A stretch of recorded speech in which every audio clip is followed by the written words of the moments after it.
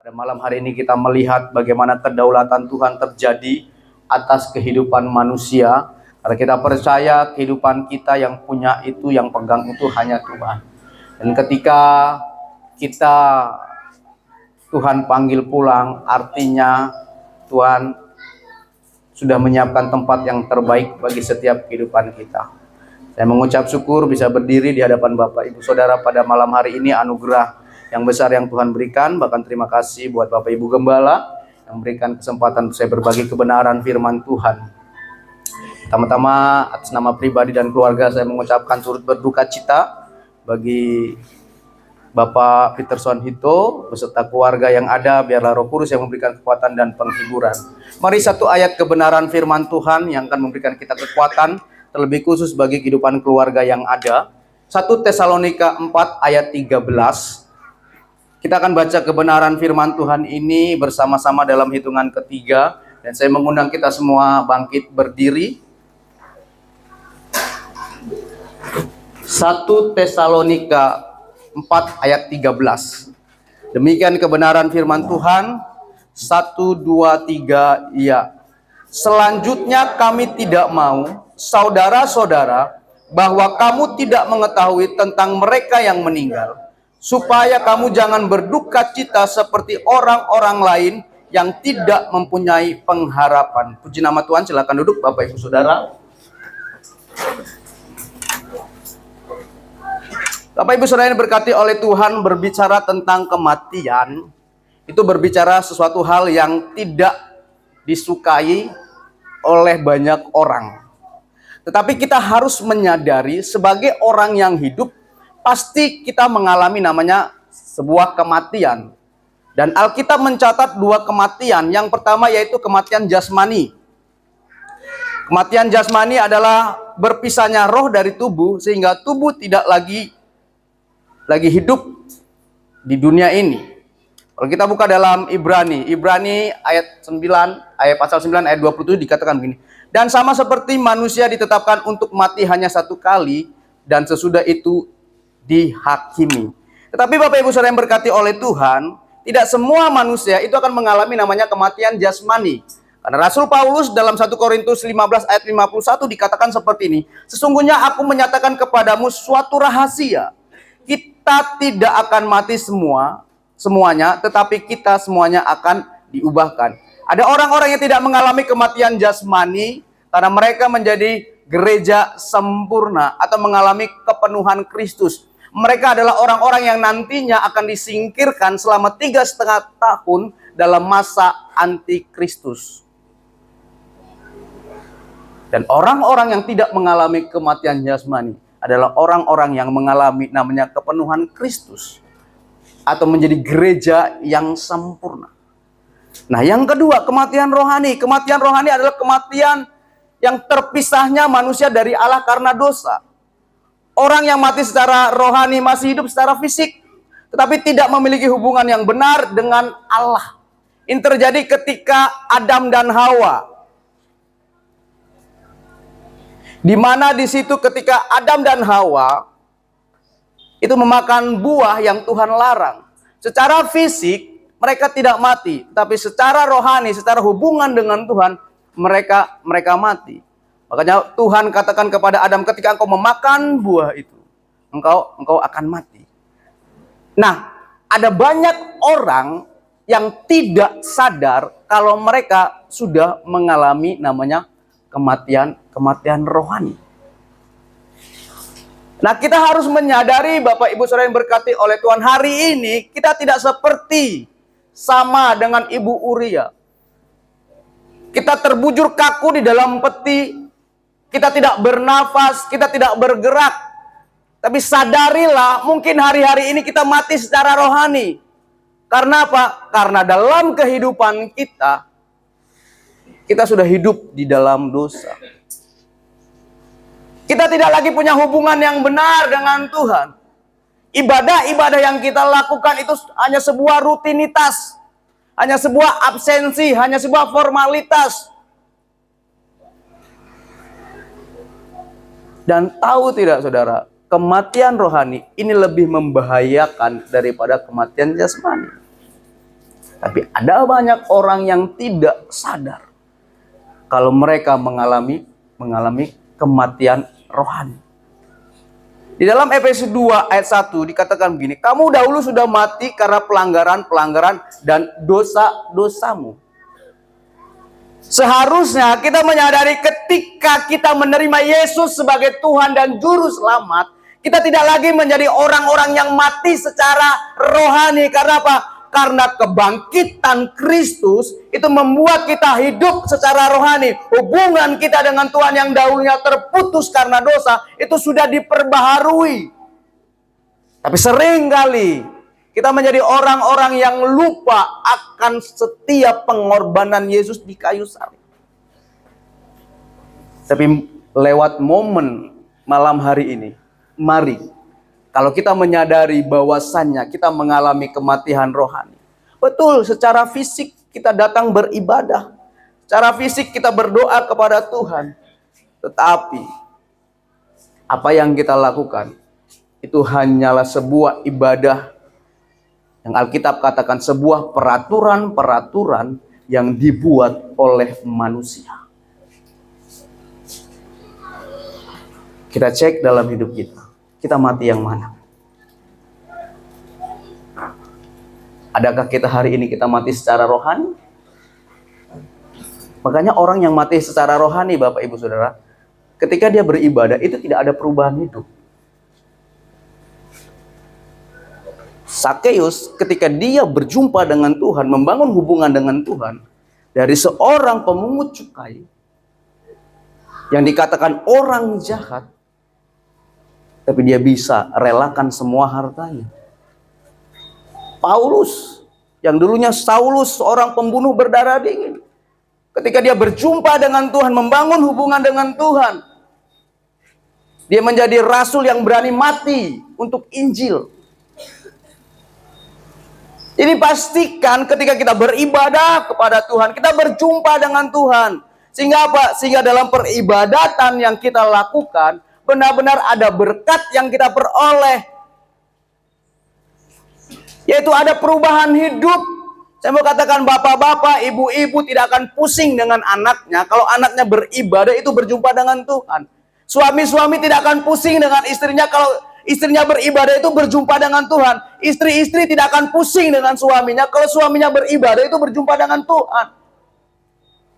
Tapi kalau suami kita, istri kita, anak kita beribadah rajin, berdoa rajin, tetapi kelakuannya sama dengan orang di luar sana yang tidak beribadah, berarti apa yang dia lakukan hanya sebatas rutinitas.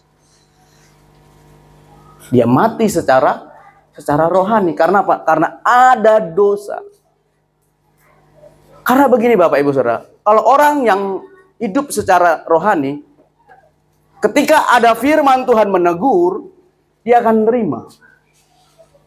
Karena apa? Karena pada dasarnya setiap firman yang datang kepada hidup kita, apapun itu sebenarnya Tuhan mau mengubahkan, bahkan memulihkan setiap kehidupan kita. Karena tidak ada firman yang datang kepada kita itu secara kebetulan. Tidak. Semuanya ada dalam rencana Tuhan. Kalau mungkin hari ini kau dengar firman Tuhan yang keras, ya memang itu yang Tuhan mau bentuk dalam kehidupanmu. Jadi mari, cek dalam setiap kehidupan kita. Jangan sampai kita menjadi orang-orang yang mati secara rohani. Nah, sebagai orang yang hidup, kita tidak bisa pungkiri, ada banyak orang yang lebih takut mati secara jasmani daripada secara rohani. Orang akan lebih sedih ketika keluarganya mati secara jasmani daripada rohani.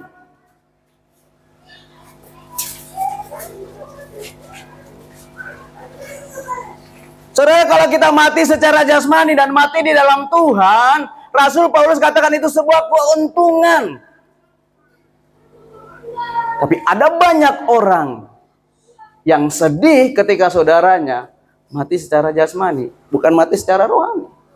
Seharusnya kita lebih sedih, saudara, ketika keluarga kita, istri kita, suami kita, anak kita mati secara rohani. Karena apa? Karena Alkitab mencatat begini, orang yang mati secara jasmani dan matinya di dalam Tuhan, yang pertama dia itu hanya beristirahat dari jerih lelahnya. Wahyu pasal 14 ayat 13. Satu orang bisa bacakan? Mari Jerry, Wahyu pasal 14 13. Tuhan, dan aku mendengar suara dari surga berkata, tuliskan, berbahagialah orang-orang mati yang mati dalam Tuhan sejak sekarang ini, sungguh kata Roh, supaya mereka boleh beristirahat dari jerih lelah mereka, karena segala perbuatan mereka menyertai mereka. Saudara, ketika kita mati secara jasmani dan mati di dalam Tuhan, itu artinya kita beristirahat dari jerih lelah kita. Saudara bisa tanya dengan keluarga, bagaimana lelahnya Ibu Uria dalam menanggung sakit penyakitnya. Tidak mudah, saudara. Dan dalam waktu yang panjang. Dan keluarga sudah berusaha semaksimal mungkin. Jadi ketika kita mati secara jasmani dan mati itu di dalam Tuhan, kita beristirahat. Saya tanya kepada saudara, saudara mau beristirahat dengan kekacauan, kelelahan, kesibukan, kemunafikan dunia ini? Mau? Mau beristirahat dari jerih lelahmu? Yang mau angkat tangan? Mati sudah. Iya, bagaimana Tuhan katakan? Kalau mau beristirahat dari jerih lelah harus apa? Mati. Mati di dalam Tuhan. Ibu Uria sudah beristirahat dari jerih lelahnya. Dia tidak lagi merasakan namanya kesakitan. Tidak lagi namanya merasakan lelahnya minum obat, capeknya minum obat, capeknya bolak-balik ke dokter. Dia sudah beristirahat dan dia sudah tenang di pangkuan Bapak Abraham. Jadi jangan pernah takutkan kematian jasmani. Karena ketika kita mati secara jasmani artinya kita beristirahat. Kan muka-muka saudara ini muka-muka yang lelah. Lelah dengan kehidupan. Ya toh? Ada yang lelah dengan istrinya, lelah dengan suaminya, lelah dengan bosnya, lelah dengan cowok ceweknya. Kan dapat lihat. Tak ada senyum sama sekali. Muka-muka apa? Muka-muka lelah. Sedangkan Bapak Gembala yang baru tiba saja masih bisa senyum. Bapak Ibu Saudara senyum. Lelah sekali. Oh lelah sir, kita pasang tenti tadi. Lelah seka kursi. Lelah memasak. Ya kalau mau beristirahat ya mati sudah. Pastikan kita di dalam Tuhan. Yang kedua, apa yang Alkitab katakan tentang kematian jasmani? Yang kedua, saya bacakan Yohanes 14 ayat 2 dengan 3 dikatakan begini. Di rumah Bapakku banyak tempat tinggal, jika tidak demikian tentu aku mengatakannya kepadamu. Sebab aku pergi ke situ untuk menyediakan tempat bagimu. Dan apabila aku telah pergi ke situ dan telah menyediakan tempat bagimu, aku akan datang kembali dan membawa kamu ke tempatku, supaya di tempat di mana aku berada, kamu pun berada. Jadi yang kedua adalah ketika kita mati secara jasmani, artinya kita sudah bisa menempati kediaman yang Yesus buat. Hari ini kalau kita belum mati, mungkin kediaman kita baru apa? Baru DP kapling. Dan Ibu Uria sudah terima kunci dari Tuhan. Mari masuk. Saudara, kalau kita bangun rumah selesai, tidak mungkin rumah itu kita tidak tinggali toh. Pasti kita tinggali. Yesus pergi kepada Bapa itu untuk menyiapkan tempat bagi setiap kehidupan kita. Katakan samping kanan kirimu, pastikan kau punya tempat.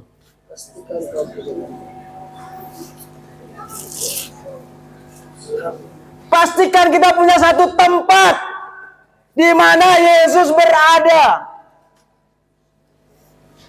Jangan sampai saudara, ketika kita masuk dan kita berada di muka pintu sorga, Yesus katakan, aku tidak mengenal engkau.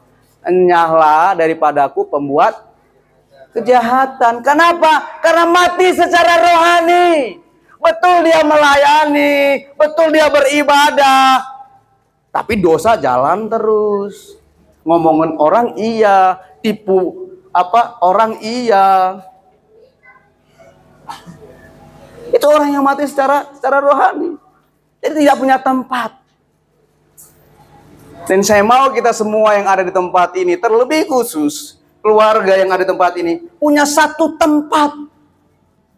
Supaya nanti akan bisa bersama-sama dikumpulkan dengan Yesus. Karena itu yang poin yang ketiga.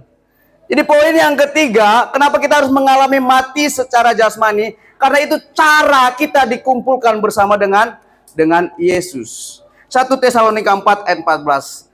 Karena jika kita percaya bahwa Yesus telah mati dan dibangkitkan, maka kita percaya juga bahwa mereka yang telah meninggal dalam Yesus akan dikumpulkan Allah bersama-sama dengan Dia.